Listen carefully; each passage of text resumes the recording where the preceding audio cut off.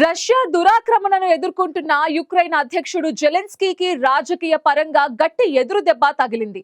ఆయన సన్నిహితుడు chief of staff గా వ్యవహరిస్తున్న ఆండ్రీ ఎర్మాక్ తన పదవికి రాజీనామా చేశారు. అవినీతి వ్యతిరేక విభాగం అధికారులు శుక్రవారం రాజధాని కీవ్ లోని ఆయన నివాసంతో పాటు ఆఫీసులో సోదాలు నిర్వహించిన నేపథ్యంలో ఆండ్రీ రాజీనామా చేసినట్టు అధ్యక్షుడు జెలెన్స్కీ ప్రకటించారు. అవినీతి ఆరోపణలు ఒత్తిడి పెరుగుతున్న తరుణంలో ఎర్మాక్ రాజీనామా చేయటం అంతర్జాతీయంగా చర్చనీయాంశంగా మారింది.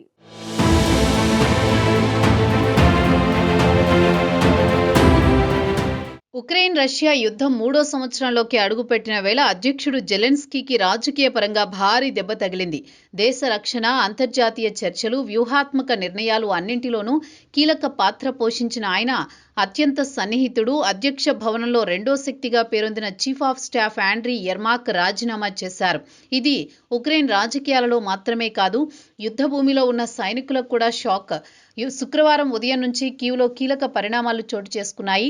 ఉక్రెయిన్ అవినీతి వ్యతిరేక విభాగం అధికారులు ఎర్మాక్ నివాసం ఆఫీసులో చేరుకుని సోదాలు నిర్వహించారు. దేశం మొత్తం యుద్ధంలో మునిగిపోయిన దశలో అధ్యక్షుడి అత్యంత నమ్మకస్తుడి ఇంట్లో సోదాలు జరగడం రాజకీయ వర్గాలను ఒక్కసారిగా కుదిపివేసింది.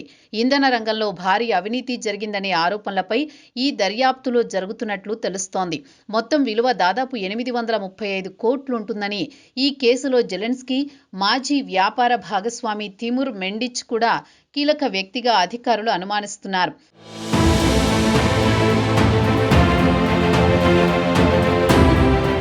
ఇక ఎలాంటి తప్పిదాలు నిరూపించకపోయినా ఆండ్రీ ఎర్మాక్ అకస్మాత్తుగా తన పదవికి రాజీనామా సమర్పించారు. ఆయన రాజీనామా అంగీకరించినట్లు ప్రకటిస్తూ అధ్యక్షుడు జెలెన్స్కీ కీలక వ్యాఖ్యలు చేశారు. ఈ సమయంలో ఎలాంటి వదంతులు, అనవసర ఊహాగానాలు రాకుండా ఉండాలన్న ఉద్దేశంతోనే ఆండ్రీ రాజీనామా చేశారని జెలెన్స్కీ స్పష్టం చేశారు. యుద్ధం నేపథ్యంలో అమెరికా అధ్యక్షుడు డొనాల్డ్ ట్రంప్తో జరగబోయే కీలక చర్చలకు ఆండ్రీనే ప్రధాన ప్రతినిధిగా జెలెన్స్కీ నియమించారు. అప్పుడు ఆ బాధ్యతలను వదిలి వెళ్లడం అనేది అంతర్జాతీయంగా కూడా చర్చనీయాంశంగా మారింది.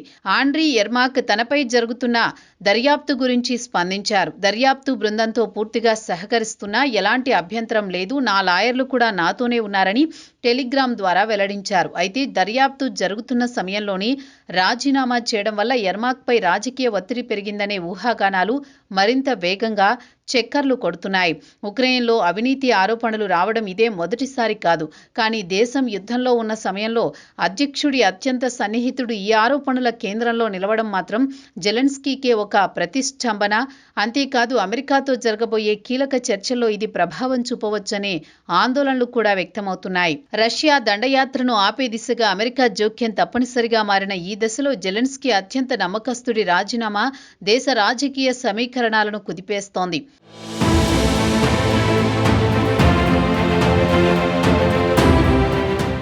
అంతేకాదు, యుద్ధభారం, ఆర్థిక సంక్షోభం, ప్రతి నెలా జరుగుతున్న పాశ్చాత్య మద్దతు, ఇదే సమయంలో దేశ నాయకత్వంలో వచ్చిన ఈ భారీ మార్పు ఉక్రెయిన్లో అస్థిరతను మరింత పెంచుతుందా అన్న ప్రశ్న ఇప్పుడు అంతర్జాతీయ వర్గాలను కూడా కలవరపెడుతోంది. అయితే ఎర్మాక్ స్థానంలో ఎవరిని నియమించనున్నారన్న ప్రశ్నకు జెలెన్స్కీ స్పష్టమైన సమాధానం ఇవ్వలేదు.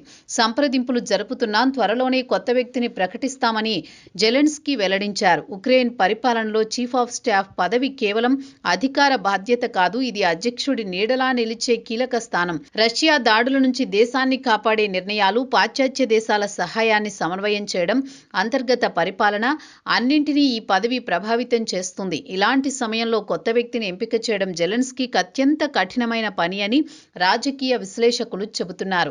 ఈ పరిణామాలు జెలెన్స్కీ ప్రభుత్వానికి ఒక పరీక్షగా మారాయని అభిప్రాయపడుతున్నారు.